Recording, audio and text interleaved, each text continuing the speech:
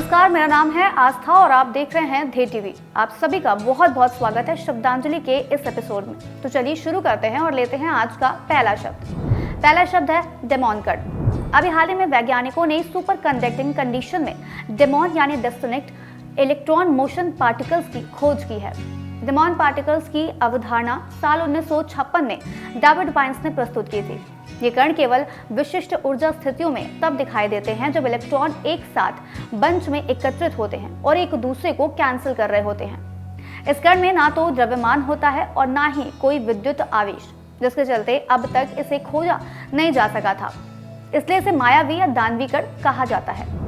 अगला शब्द है मेथेनोट्रोफस यानी मीथेन खाने वाला बैक्टीरिया। अभी हाल ही में एक स्टडी में बैक्टीरिया स्ट्रेन मिथाइलो 2V माइक्रोबियम क्यूरेटेंस 5G BIC में मीथेन खाने की प्रवृत्ति पाई गई, जिसके चलते इसे ग्लोबल वार्मिंग को कम करने में मदद करने वाला बताया गया। आपको बता दें कि मीथेन उत्सर्जन का ग्लोबल वार्मिंग में 30% योगदान है।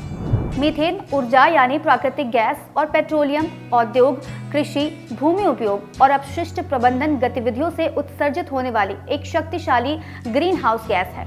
मीथेनोट्रोफस मीथेन को बायोमास और उप उत्पादों में परिवर्तित करते हैं, जिससे इसे वायुमंडल में सांद्रित होने से रोका जाता है। कुछ मीथेनोट्रोफस निम्न स्तर यानी 200 से 500 ppm पर भी मीथेन का उपभोग कर सकते हैं। अगला शब्द है ESO 316।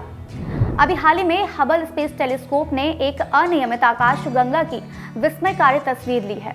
इसे ESO 316 को आकाशगंगाओं की पारंपरिक कैटेगरी में रखना मुश्किल दिख रहा है।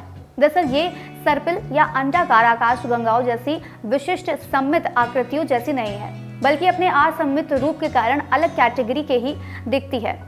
इस आकाशगंगा की सबसे मनोरम विशेषता इसके मूल में स्थिर चमकदार नीली गैस का आकर्षक बुलबुला है।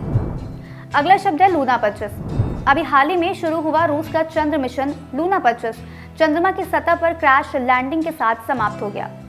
इस मिशन का लक्ष्य चंद्रमा के दक्षिणी ध्रुव के निकट बोगुस्लावस्की क्रैटर पर उतरना था। शुरुआत में इसका नाम लूना ग्लोब रखा गया था। बाद में सोवियत लूना कार्यक्रम से जुड़ने के लिए इसका नाम बदलकर लूना 25 कर दिया गया।